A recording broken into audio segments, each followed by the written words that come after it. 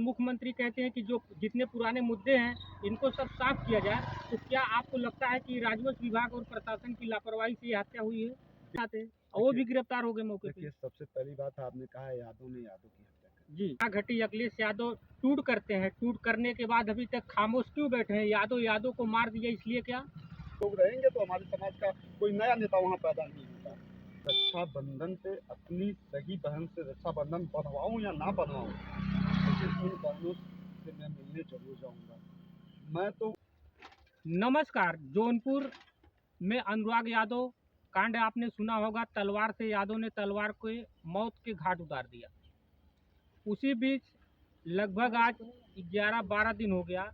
क्या कुछ हुआ जौनपुर मामले में, आइए विस्तार रूप से जानकारी लेते हैं। हमारे साथ विशाल यादव थे, मौके पर वो घटना स्थल पे गए हुए थे।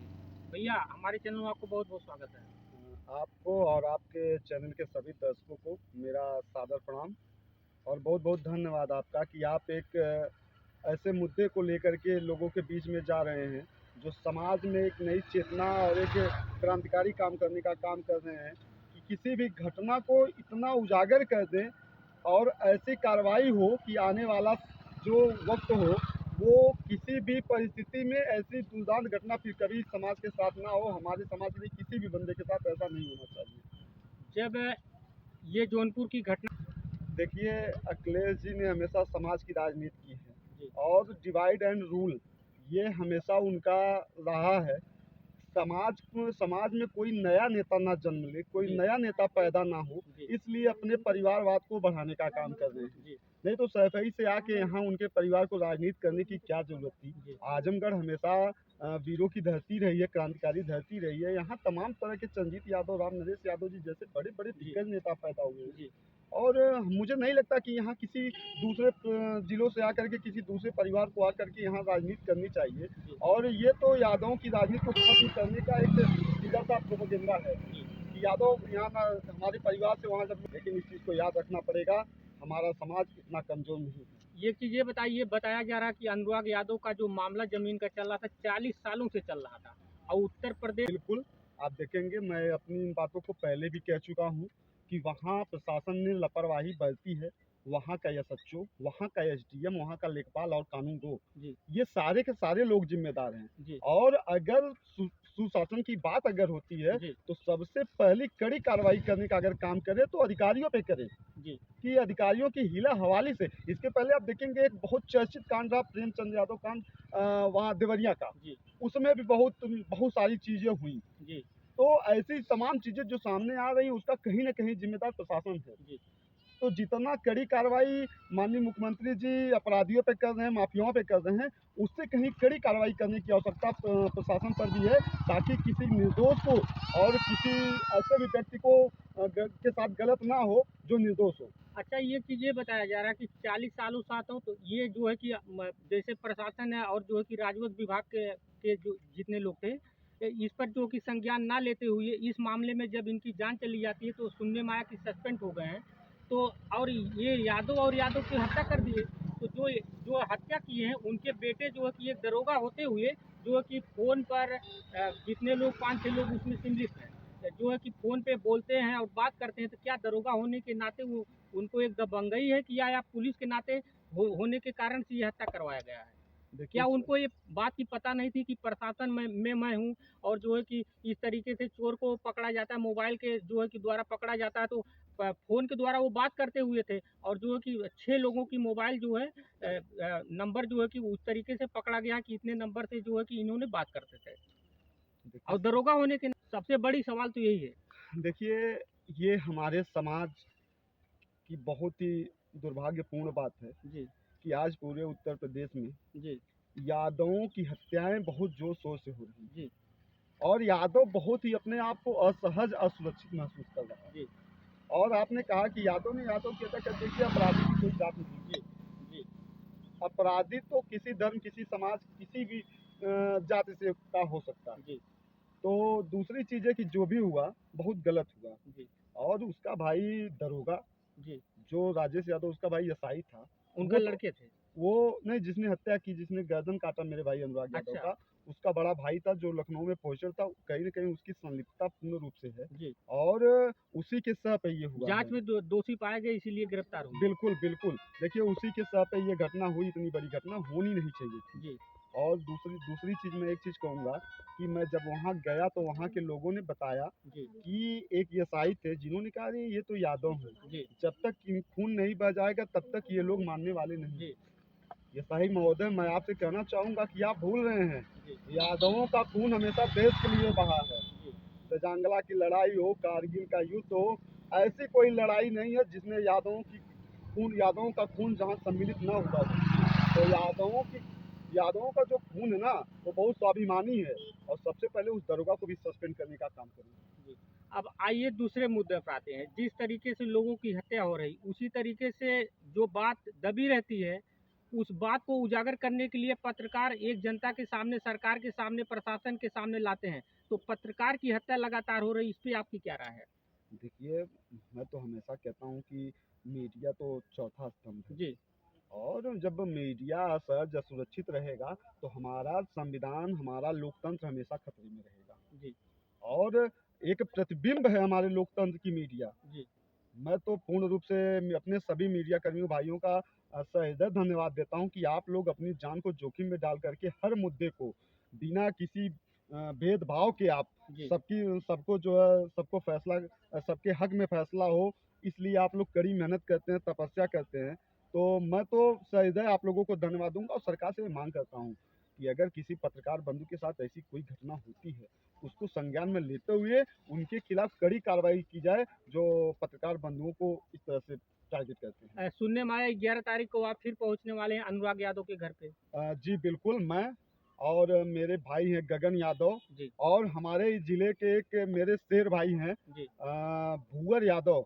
आप देखे होंगे भूअर अखाड़ा के जी, नाम से बहुत चल जानता रहा है, हूँ। तो वो मेरे भाई हैं, मेरे छोटे भाई हैं, मेरे बहुत प्रिय हैं जी, और तमाम ज़िले के तमाम मेरे नौजवान साथी, जी, हम सभी लोग 11 तारीख को फिर जा रहे हैं अनुराग भाई जी, के यहाँ और उनको न्याय दिलाने के लिए हम लोग फिर से कटिबद्ध हैं। जी, पूर्ण रूप से हम लोग कटिबद्ध हैं और ये हमारी नैतिक जिम्मेदारी है कि हमारे समाज पे कहीं अन्याय अत्याचार हो रहा है तो हम उस शोषण को रोकने के लिए हम लोग मजबूती से खड़े होंगे। ठीक। ये जौनपुर की कहानी थी। यादव के तलवार से सर को काट दिया था और ये 40 साल का मामला जमीनी विवाद था। जैसे आप लोगों ने देखा होगा देवरिया हत्याकांड, वो भी उसी तरीके से था। उत्तर प्रदेश के मुख्यमंत्री कहते हैं कि जितनी पुरानी विवाद है जमीन का, उसको साफ किया जाए, किनारे किया जाए। और जो है कि इस तरीके से अधिकारी की लापरवाही रहती है, प्रशासन की लापरवाही रहती थी।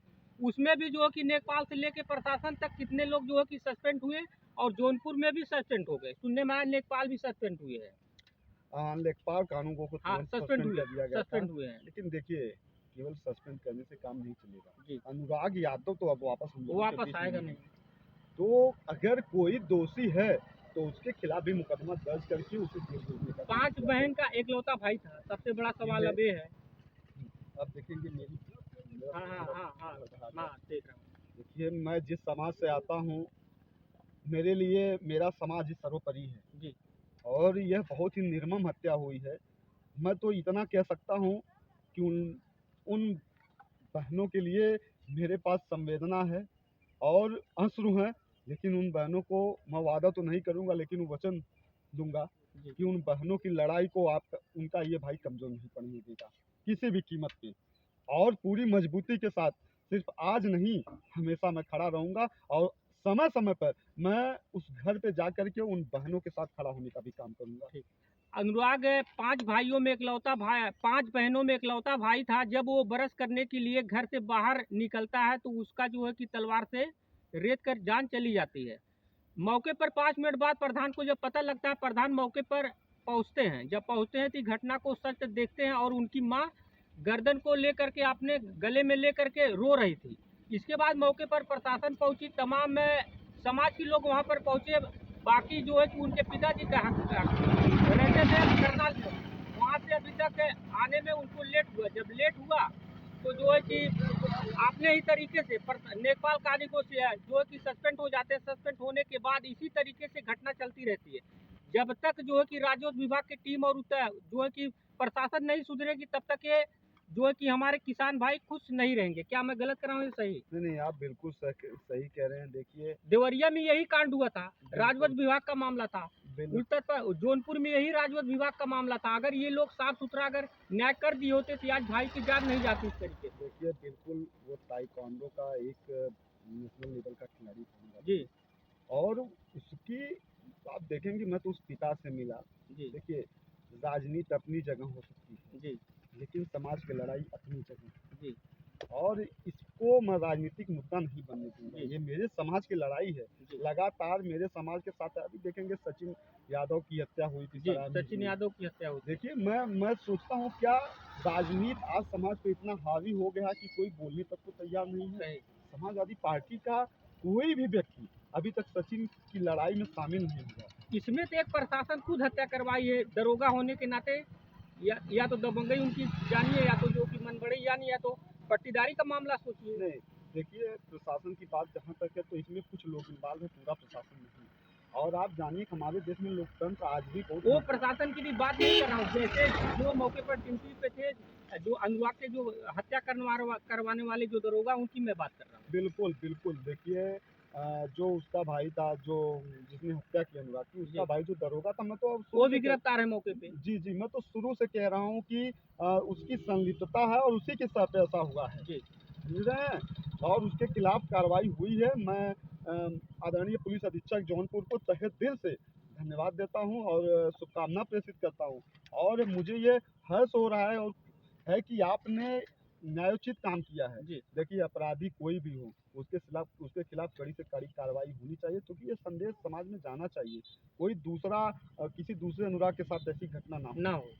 सही समझ कह रहे रहे हैं। हैं? और हर लड़का, हर व्यक्ति अपने माँ का, अपने भाई का, अपनी बहन का, अपने परिवार का प्यारा होता है। समझ रहे हैं? और उनकी तो दुनिया उजड़ गई। आप देखेंगे कि कम से कम 7 मिनट अनुराग के पिताजी मुझे लिपट कर रोते रहे। मेरे पास शब्द नहीं थे कि मैं कुछ कह सकूं। और लेकिन मैं इतना ज़रूर कहूँगा कि इंसाफ होगा। 5 बहन में एक भाई इकलौता था। बहन रो रो करके जो है कि बयान दे रही कि हम हमारे पास एक भाई थे, अब हम किसके कलाई में राखी बांधेंगे। सबसे बड़ा सवाल अब ये है, 3 बहन की शादी हो गई, 2 बहन बची थी। पिता रहते थे बाहर, भाई के सहारे दोनों बहन रहती थी। सबसे बड़ा सवाल ये भी देखिए है। सवाल तो है, लेकिन मैं ये वचन देता हूँ, मैं उस जो जगह रिक्त हुई है उनके परिवार में, उनके दिल में, मैं उस जगह को तो नहीं भर पाऊंगा, लेकिन उस पर मरहम लगाने का काम करूंगा। और मैं रक्षाबंधन पे प्रयास यही रहेगा कि मैं पहुंचने का काम जरूर करूंगा। ठीक। ये जौनपुर जो हत्याकांड हुआ था, विशाल भाई हमारे साथ थे और ये बात को बोले कि जो है कि जो भी हुआ गलत हुआ, मगर मैं 11 तारीख को वहाँ पहुँचूंगा और बहन के साथ न्याय करने का काम करूंगा। और तमाम मैं वहाँ पर जो है कि बहुजन समाजवादी पार्टी के लोग वहाँ पर तमाम लोग जाएंगे और जो है कि अपनी अपनी बात रखेंगे 11 तारीख को। और मौके पर गगन यादव भी वहाँ पर पहुँचने वाले हैं। क्या सही बात है? नहीं, गगन भी आ रहे हैं। देखिए बात यहाँ किसी पार्टी की नहीं होनी चाहिए। जी बात यहाँ हमारे समाज की है, हमारे समाज के हक और हुकूम की है। मैं किसी पार्टी का नेता होने के नाते वहाँ नहीं जा रहा हूँ, मैं किसी पार्टी का समर्थक होने के नाते वहाँ नहीं जा रहा हूँ। मैं अपने समाज का एक सच्चा सिपाही हूँ, मैं अपने समाज के प्रति समर्पित हूँ, मैं इसलिए जा रहा हूँ। अच्छा विशाल जी, एक चीज़ ये बताइए कि वहाँ पे जो है कि नापा जोखा हो रहा था, क्या अभी तक कुछ खबर निकल के सामने आ रही? क्या गिरने वाला घर है उनका या देखिए अभी नहीं? ये तो प्रशासन के हाथों में है। जी और मुझे आश्वासन मिला है जी कि अगर जरा सा भी गुंजाइश रहेगी जी और अगर अवैध रूप से उसका घर पाया जाता है तो जी जरूर बुलडोजर की कार्रवाई होगी। ये हमें आश्वासन मिला ये मिला है। प्रशासन की तरफ ठीक। तो 11 तारीख को आप जौनपुर जाने वाले हैं? से। 11 तारीख को पूरे दल बल के साथ, और सिर्फ हम नहीं, जी गगन यादव, मैं, भूअर भाई और तमाम नौजवान साथी, जी भारी तादाद में हम लोग वहाँ पहुँच रहे हैं। जी और मैं अपने समाज के सभी नौजवान साथियों से यह आह्वान करता हूँ, जी कल के किसी और अपने समाज के भाई के साथ ऐसी घटना ना हो। जी हम लोग इसको इतनी मजबूती से लड़ाई लड़ें कि कोई दूसरा भी दुस्साहस करने से पहले सोचे। इतिहास हमारा पढ़ लेना, हमने रक्त से शब्द सजाए हैं, धड़ करते थे, सर करते थे, धड़ लड़ते थे, तब वही कहलाए। जी। बहुत बहुत धन्यवाद आपसे मुझसे बात करने के लिए। धन्यवाद ये आपका जो है भी। कि विशाल भाई हमारे साथ थे बात करने के लिए, और जौनपुर की बात बताएं किस तरीके से उनकी जान गई थी और कैसे उनको न्याय मिलेगा। क्या कहना चाहते थे कुछ आप? आपको भी और मीडिया बंधु के तमाम ऐसे निष्पक्ष पत्रकारों को मेरा क्रांतिकारी सलाम है। और आप लोग अपनी जिम्मेदारी के साथ इसी तरह से निर्वहन करते रहिए। आप लोगों की भी लड़ाई आपका ये भाई लड़ने का काम करेगा। समय ठीक ठीक।